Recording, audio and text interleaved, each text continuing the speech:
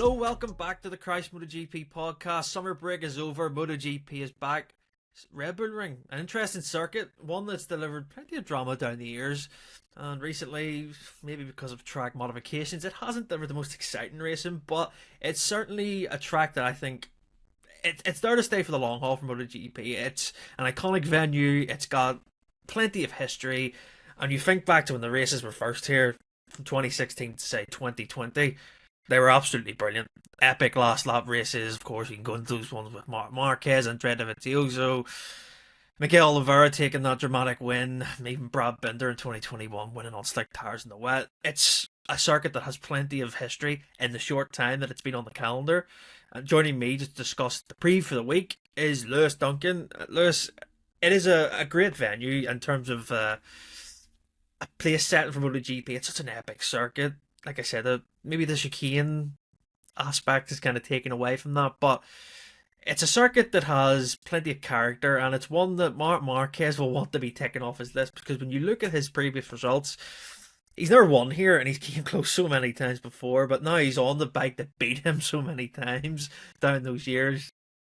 It looks like a weekend that's set up for him nicely, but he does have challenges with Pecco Bagnaia, because I will say Pecco, yes, struggles. This is a circuit that he absolutely loves, and he's won the last 3 editions of. Yeah, it's an interesting one. You know, we've had a few of these circuits already where, you know, Mark in the past hasn't won out for a very long time, and he's kind of rewritten the script there. So, you know, I think we'll, you know, there's a lot of keen eyes on what will happen this weekend at the Red Bull Ring. You know, based on current form, based on the current performance of the bike, it's really hard to look past Mark, you know, winning again. You know, I think we're kind of beyond the point now of hoping that Pecco Bagnaia is going to challenge, because I just don't think he will. I think even he, after Bruno, has kind of considered, you know, that to be a bridge too far now. You know, is that his rival now is Alex Marquez, and trying to think about beating Mark just isn't feasible. You know, Mark has gone well at the circuit over the years. I think it's, you know, all the kind of last lap defeats and stuff have sort of muddied the fact that, you know, he's generally been there and on you know, Honda machinery that's struggled at those sort of low gear acceleration circuits, you know, previously. And he was pretty quick here last year as well on the GP22. So, or the GP23, sorry. So, you know, we're not coming in. It's not, you know, it's not as if his best results have been 7th and, you know, 9th and stuff like that. He's been inches away from winning Grand Prix a year before on fancied Honda machinery. So if you assume, you know, this is a circuit very much suited to the Ducati and you know, Mark's past form here, then, you know, I think a kind of repeat of that will be unlikely. I think we are going to see another kind of fairly controlled race. Yeah, just to give you a rundown of his results since 2016, so he's went P5, and that was a weekend where he had that big crash in practice, wasn't it, on the Saturday, where he dislocated his shoulder and nearly took out Danny Pedrosa in the morning session. He finished P5 that weekend, and that was obviously Ducati taking their first win in a long time with Andrea Iannone. 2017, 2018, 2019, he got beat by Ducatis, twice by Dovizioso and once by Lorenzo, and essentially last lap battles. The 2019 one's, like, I think it's my favourite MotoGP race of the past, maybe. Well, Marquez and Dovi are in the top 5 anyway of my past favourite races in the past 10 years, because there've been so many of them. But that was a brilliant race with Dovi winning at the last corner. Then missed 2020 obviously because of injury. 2021 there was 2 rounds there. He finished P8 and P15, but the P15 is one where it was that Brad Binder race, and you think about it, where everyone else went into the pits and Mark was essentially the leading wet bike, wasn't he, trying to catch up, and he probably would have had a podium there, but then crashed at turn 1. 23, I mean, 23 was awful. He was P12, and then last year, as you say, I think he crashed out. Martin said he crashed in the sprint last year when he was in P2. He gave it a real good go, and then lost the front, I think, at turn 3 or 4 at the top of the hill, and he finished P4 in the race. But that's the race you have to remember, with the whatever happened with the front tire, it cracked or something, wasn't it, the rim, and then they had to go and replace it. So we spoke to Frankie Carcetti about that last year, and he said that, listen, the pace was amazing. He just was out of position, essentially, and he really thought that he could have challenged Bagnaia that weekend. But I agree. I think that it's a weekend where he not as comparing it to like Qatar, for example, where he goes in thinking I need to win here, but I think that his mentality is just, we've seen over the past 5 weekends, just take it as it comes sort of thing, and it just naturally falls into his hands.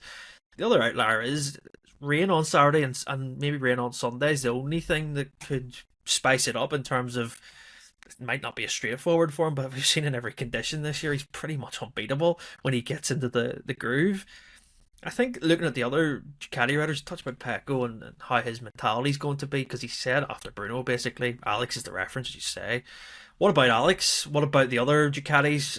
It's obviously it's a Ducati circuit, isn't it? I think they've won 8 of the 10 races that have been here. Could it be one of those weekends where we see it just Ducati lockout and complete dominance of the weekends, Lewis? Yeah, in theory it should be, but that's not really gone to script lately. We've seen Aprilia up there, we've seen KTM up there. In theory we shouldn't really see anything from Yamaha or Honda this weekend, just with the 2 bikes being very underpowered. So there is more of an opportunity there for Ducati to kind of be a bit more dominant than maybe it has been in recent rounds. However, we saw a very unusual weekend from Fabio Di Giannantonio that we're not really sure kind of why that was the case in the first place. Franco Morbidelli is going to be coming back from injury, so he's going to need some time to get back up to speed. Alex has, in recent rounds maybe dropped away a little bit. There was the injury in Essen, which I don't think has helped, but Bruno wasn't the best of weekends for him. All round generally, he didn't really get his qualifying tactics right. There was the kind of unnecessary collision with Joan Mir in the Grand Prix as well. And he has a long lap as well. And he has a long lap penalty as well, yep. So, that's going to be, and that'll be served in the Grand Prix rather than the sprint, just for anyone who's new or maybe isn't quite aware of the rules. So, a long lap around Austria can be quite punishing as well, because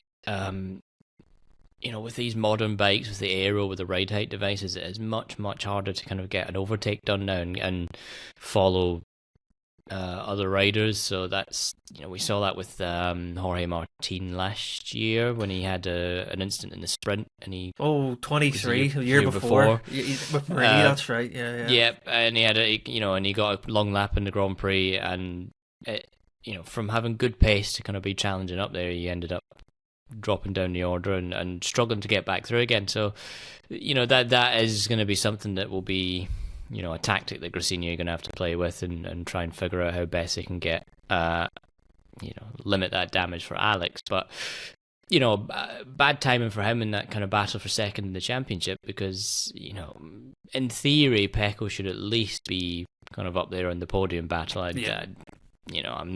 don't think he'll be challenging Marc. I just from what we've seen this year, I can't make that prediction anymore confidently say with any real certainty that Pecco Bagnaia is a rider that can fight for Grand Prix wins right now.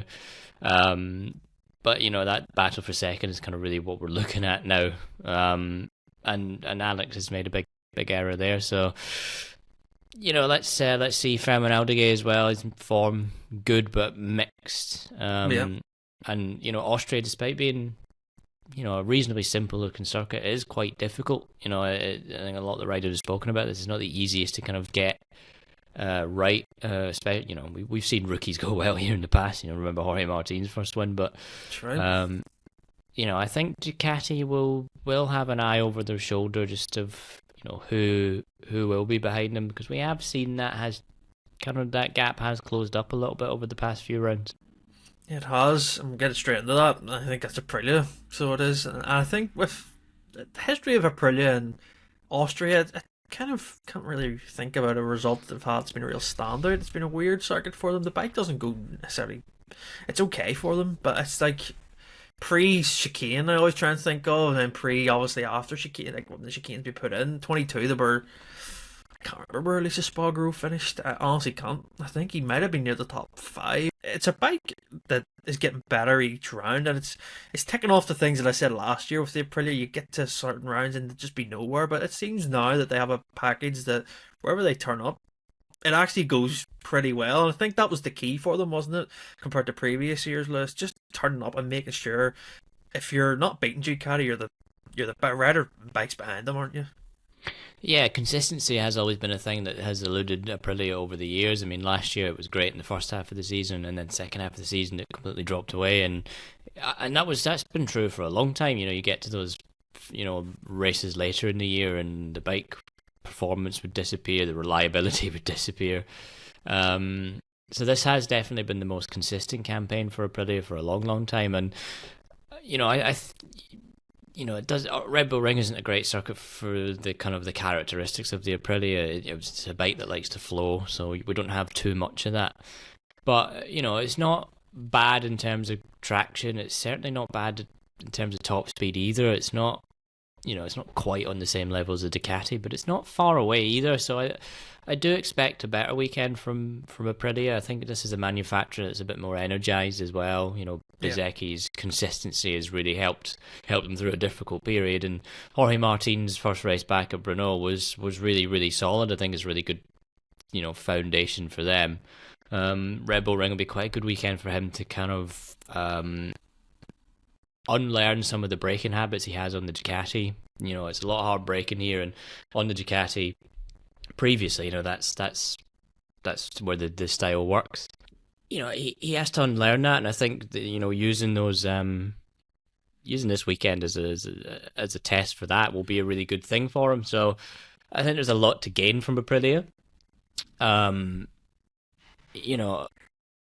I think if they can come away from a good weekend here, I think that's a really good sign for the rest of the season. I think that really, when we start getting to like somewhere like Hungary, for example, much tighter, but where you need an agile bike, that'll suit the Aprilia. We know Misano is always generally a good circuit for that bike. So, I think there's a lot of positivity. There's Barcelona coming up as well. So that's, we remember last year, Aleix Spargo, Aprilia had this weird sort of period in the middle at the end of the season where they kind of wasn't doing anything, and then Aleix turns up at Barcelona, and all of a sudden, he's up there in the podium fight. So, yeah, I think if they can get through this weekend well, then that's a really good sign for the rest of the season. And based on what we've seen so far, I think that is a pretty legitimate thing. Yeah, I think Aprilia have this. They just have to try, and momentum and consistency is the thing that I said. It's just with Martin, it's a thing I'm really interested in, because he came back obviously to circuit where no one had been for 5 years, and as you said, this is the circuit where he needs to try and unlearn some of the Ducati habits that he has. How difficult do you think that is for a rider in terms of his caliber, who's obviously the history of this circuit? He's won his first MotoGP race here on the Ducati. How do you think he approaches it? Because Bezzecchi's coming in kind of in a similar vein, because obviously he was on the Ducati last year, but he's obviously way more down the road in terms of kilometers and lap time and whatever. How do you think Martin can look at that? Because you're going into a circuit now where everyone's pretty much, I don't know, it kind of resets again for Martin, doesn't it? I think the thing for Bezzecchi that probably helps him over Martin is the fact that Bezzecchi came here last year on a bike that didn't brake very well, and we know Bezzecchi's style is very much charging into the corners. So I think anything that isn't that, it will instantly be a step forward for Bez. So I think that's kind of, there's going to be a psychological element there that Martin won't have because of his lack of miles on that bike right now. So I think FP1 will probably be quite a tricky session for Martin just to get his eye in. I think we'll see him run off quite a lot. I think we'll see a lot of track limits for him, just as we saw at Brno as well, just getting used to that bike.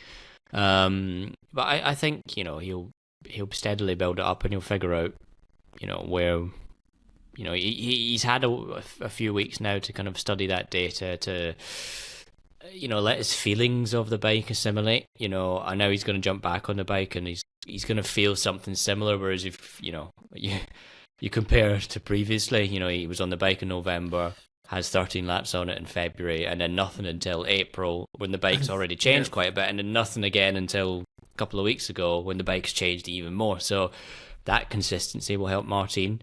From Brno, he was about half a second a lap off of Bez, so that's a good margin to begin with already. So, I think Aprilia will know what to do. They'll know what areas for him to touch on, and he'll know himself. And it'll be a session by session like that. There isn't an expectation on him to do results. I think. No.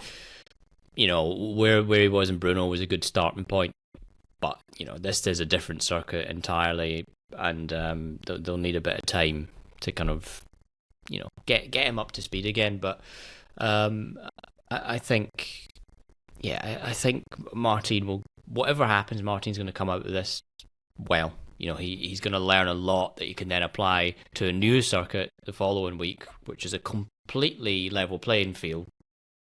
And in theory, I think that'll be when we're starting to look at him take that next step, get a bigger result there, because the opportunities will be there. Yeah, I'd be interested to see how the weather kind of impacts his weekend, because I think it's completely different going to a circuit like Brno where he'd never been on a MotoGP bike, and then going to Austria where he has been, and say it was wet. What does that do with him in terms of, say, set up for Friday, Saturday, Sunday into that? Because it might be, I think, just looking again, it's going to be completely dry Friday, wet Saturday morning, potentially dry for the sprint, so that then fires into another aspect, and then it could rain, I think it says, from 1 o'clock to 4 on Sunday, so that's essentially the race time. So yeah, interested to see how Martin goes, because I think Bezzecchi has raised the bar in that team, and like I said, the inter-team battle between those two is going to be something really fascinating, I think, for the rest of the season. Getting on to Yamaha, not necessarily the factory team, Lewis.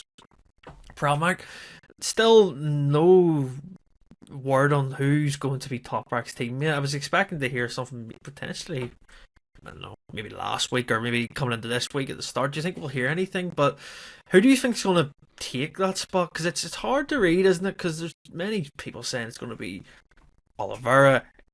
Another camp saying it's going to be Miller. Some people saying it might be someone completely different, because they might interchange riders from the factory team, aka Alex Rins, out and put someone up. It's an odd situation for Yamaha, one that I think they want to get sorted pretty soon, because it's, a lot of noise around that sort of seat and who's going to go where, isn't there? Yeah, I mean, if there was going to be an announcement, I probably wouldn't expect it until the week of Misano, Pramac's home race, that type of thing. We saw it previously with, we've seen it previously with Pramac. They like to do these things on Italian weekends. It's a tricky one. I think the kind of conventional wisdom is that Miller will get the nod over Oliveira, despite, Oliveira having a contract. There's some kind of suggestions that Oliveira has there's a clause in his contract that basically allows the team, if the performance hasn't been there, to cancel it, essentially. Yeah. And that would be fair enough. I think of the two of them, Oliveira, there's been injury, but Oliveira hasn't performed when he's been fit, and Oliveira hasn't performed for a while. This is a rider that has not really, since he stepped off the KTM, not really been the same rider, and Miller has been quicker generally. He's been pretty solid on the Yamaha. I think the results don't quite match that sometimes. There's been a few instances, there's been a few kind of unfortunate sort of things as well. You think back to like Thailand with the fairing, falling off and stuff like that. So, I think Jack's probably a bit more popular with sponsors. He's a good development rider, which is something that Yamaha can really benefit from right now. So, yeah, I'm not sure when we'll get an announcement, but it does seem like Miller will be the one there, and I think that's, fair enough. But, as we spoke about before, I mean, Yamaha's rider situation is something for 2027 they need to really get on top of a bit, because the depth within that brand really isn't brilliant behind Fabio Quartararo. It's certainly not on the same, on a level to kind of, act as a number two to Fabio, really. We see that with Alex Rins right now, who just, again, has not been very good at all for a long time now, and there's, some suggestions that maybe Jack ends up at the factory seat. I'm not sure about that. But equally, I mean, it would only be for a year before a total reset, so that's not entirely unheard of. But I think this rider situation probably doesn't help Yamaha very much in terms of its preparations, and this is a manufacturer that really needs to hunker down and get things going, because we've seen progress, but I don't think it's been the progress that they, for all the kind of resources that are being thrown at this project now, it's not the progress that we were expecting. No, it hasn't. And just to say, over the summer break, I think that both of Dovizioso and Augusto Fernandez have been testing as well. So, again, V4 chat, when's that going to be there? Yeah, there's a lot of stuff on the Yamaha side.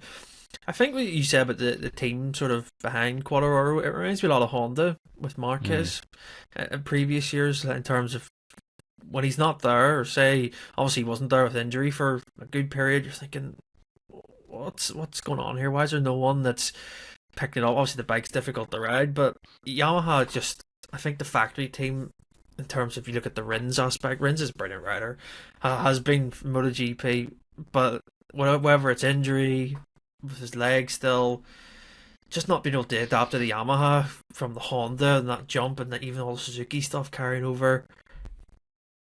What would you do in terms of if you were Yamaha manager? Would you just stick it out for another year and hope that it comes good, or as some reports suggest, like you say, would you move someone like Miller up? Would it change results drastically, do you think?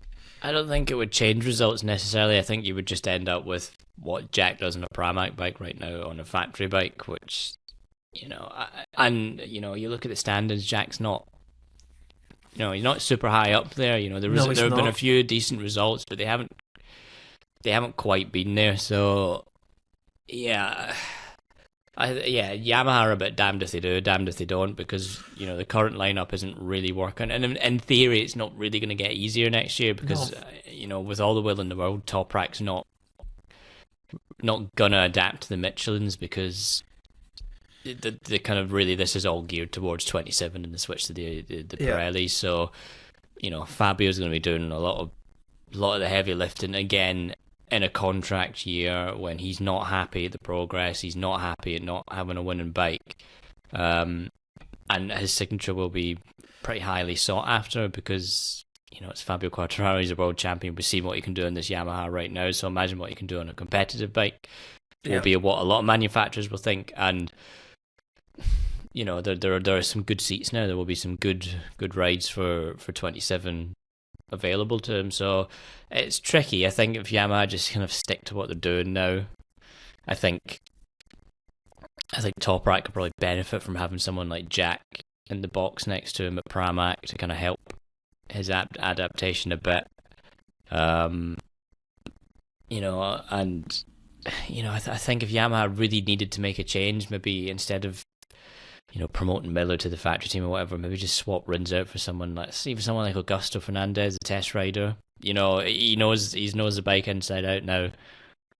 He's not going to do a worse job than Rins, and if anything, given he's younger, much fitter, might actually do a bit of a better job. So Yamaha are in a tricky situation that they're just going to have to ride out, but I'm not necessarily sure completely swapping things around is going to dig its way out the hole. Commercially, it might be a bit better. That's the only thing I can think of. Having, like you say, if you did move someone in terms of, say, Jack, like you said, sponsor-wise, he's great. And maybe that side elevates it, but like I say, it's not going to change things completely. But I'm interested to see what sort of noises come out of this weekend. I imagine there'll be a few questions put towards those riders, and let's see how the summer breaks kind of reset some of them. I think that's a key thing. And talk about reset with KTM home race. I think good news in terms of their financial situation. They've got production underway again at their factory in Austria, and they're kind of producing off-road bikes again, which is good because those people have waited a long time to get back to work, and I imagine that they're very happy. And Pit Bauer kind of talked about that as well. Home race, they've won twice here in pretty much dramatic circumstances with Oliver Binder. It's an odd circuit for them. I always think it's really hard to pinpoint how good they are around here. They struggled a good bit last year when I think about it. Well, the factory team did. Acosta was okay, but then he was a rookie and he was just kind of doing what he was doing. Again, it's similar this weekend. Are we looking at Acosta trying to be in and around that 4th, 5th place where he has been? But just good to see another KTM come and get involved, because Maverick's going to be back, but how fit's he going to be? And Nea Bastianini, I don't have a clue what Nea's going to do week on week. But Brad Binder's the key to look out for. Can his summer break reset him mentally, and because he's out of the four recently, he's been the one that's really struggled on the KTM, hasn't Yeah, and Brad's gone well here the past couple of years. He was second to Bagnaia, so he goes well. The bike, in theory, goes well. It's a rocket ship, so it's got that. It's pretty good at pointing, escorting out the corners, and it has top speed to rival Ducati. So, that'll help bring KTM into play. We saw before the summer break there, was a bit of a step. Acosta was quick in Germany before he crashed out. And again, he was fast throughout the Brno weekend, and Bastianini was quick as well. As we said at the time, I think that was a product of that brand new track surface. Really kind of, I think it probably really helped eliminate some of those chatter problems and vibration issues that KTM have struggled with. So, I think we'll see a similarly decent kind of weekend from KTM. And they do need it. I think of all the weekends to kind of have another podium in front of all the top brass there, I assume someone from the new ownership from Bajaj will be there. So they could do with having, a good weekend. Acosta, I think, has definitely found a bit more confidence from the kind of pace from the last few races. So, I think there's all the opportunities there for them to do well. Like you say, Maverick. I think we'll see how he gets on in terms of his fitness and stuff. But Maverick, we know Maverick has been generally the leading KTM rider. So for that to change would be surprising. I'd be surprised if he wasn't up there, regardless of the fact he's been out recently. So I think it should be a good weekend for KTM. Arguably you'd position them as maybe being the kind of the best of the rest ahead of Aprilia on this one, just purely based on, that bike is a bit more powerful. But,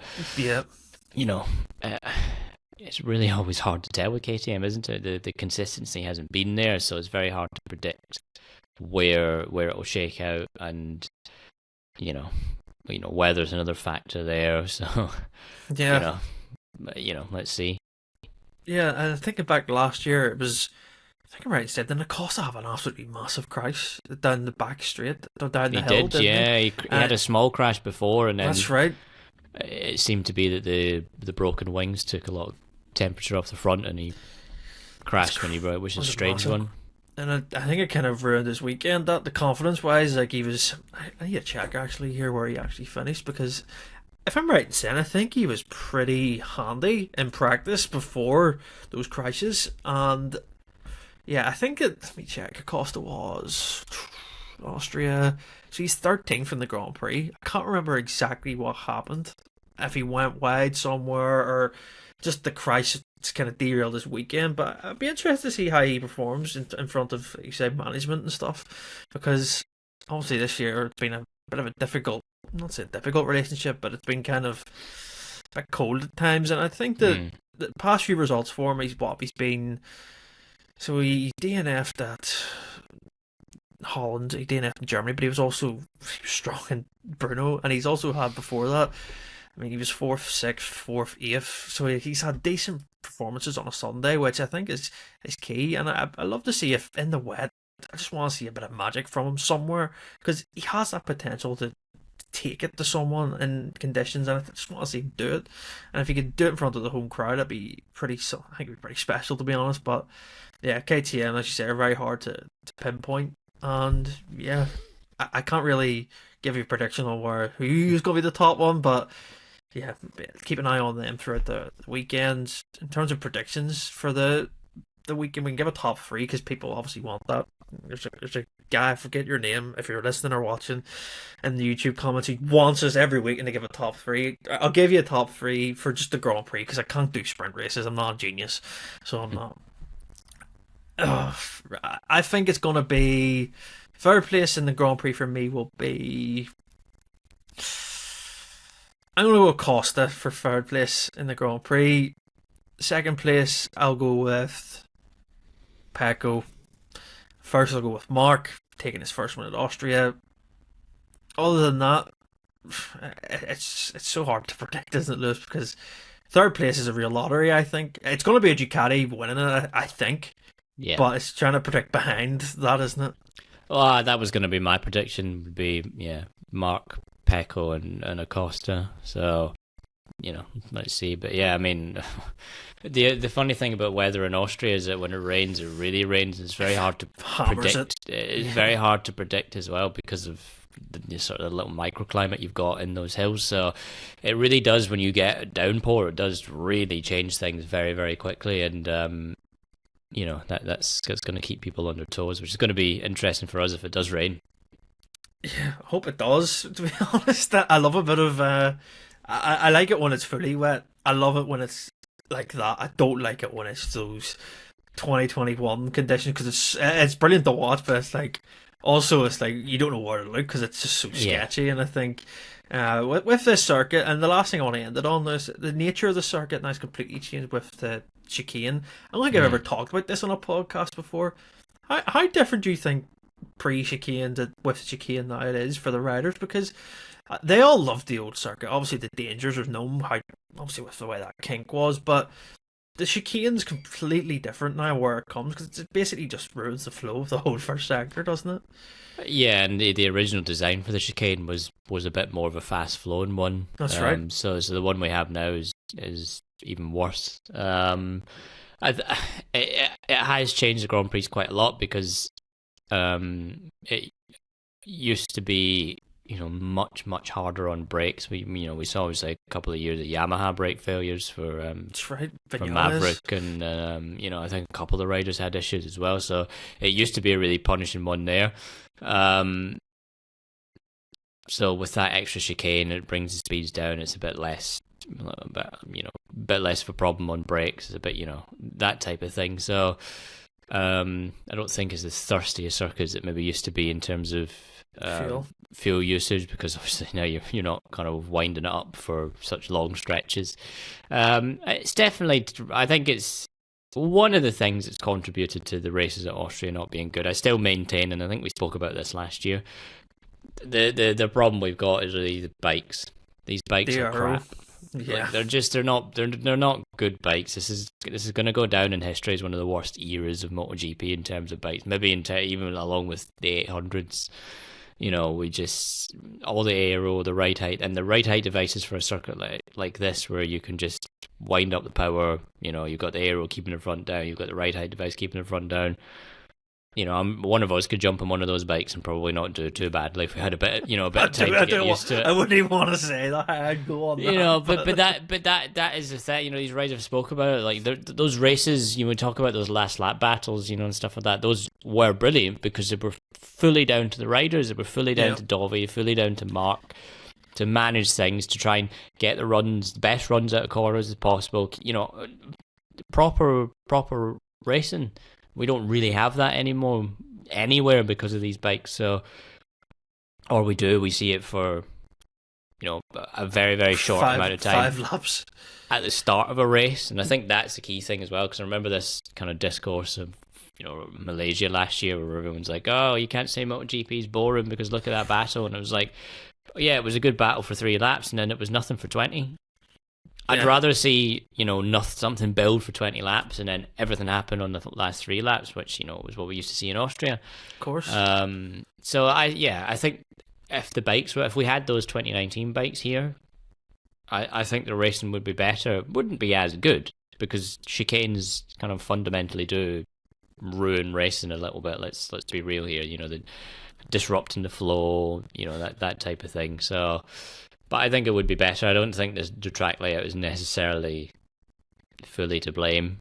However, it would be good over the next, however many years for them to actually revisit the chicane design somewhat. Maybe they'll get rid of it for 27. Maybe potentially, with the less aero and less speed from the 850s. Because this is one of the things. Top speed is one thing, but the danger aspect of that corner up the hill was because of the aero, because of the feeling riders were having behind it. That's why we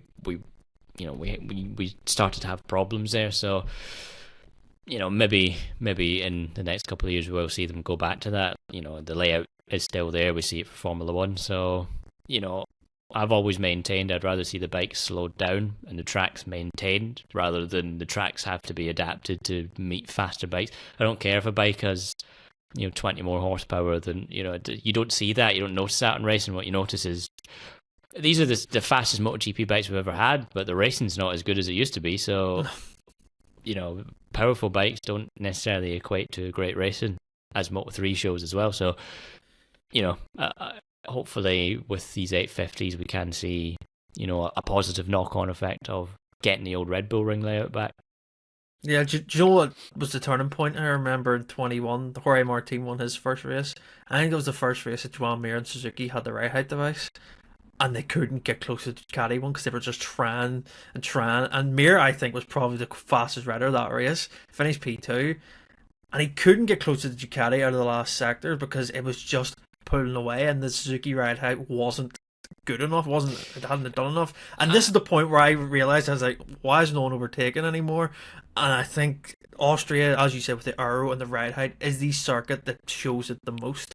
And you think back, it's a good point to make there, because if you think back a year earlier to 2020, because I remember this at the time, I remember asking Andrea Dovizioso, because we got to Austria and expected Ducati to dominate, and we actually saw Suzuki was really quick, and and I asked him, I was like, You've ridden behind Joan, what have you seen? And he said that Suzuki has really, really good traction out of the corners.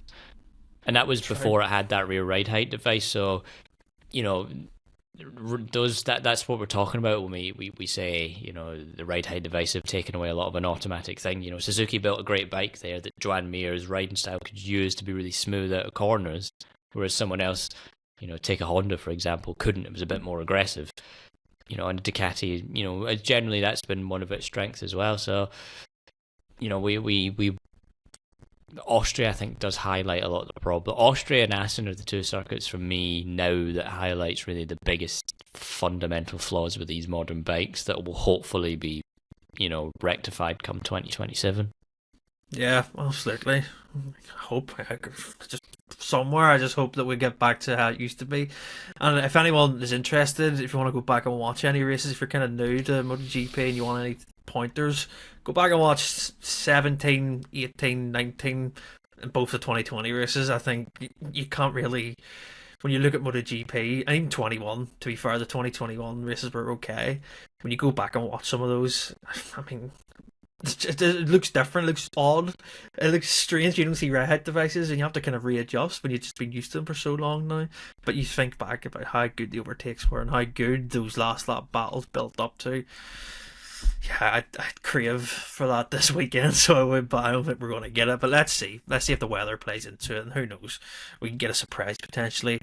And let's see if Marc Marquez can potentially get his first win around Austria, which I think he wants to tick off his list. And it would be quite ironic that he, in his first race as a non-Red Bull athlete, wins there. So he would have the Red Bull ring. So let's see what happens. If you enjoyed the podcast, as always, leave a comment. Tell us your predictions below.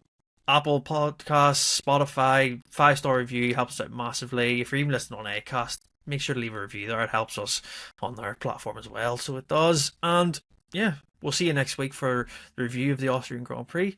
And yeah, see you next time.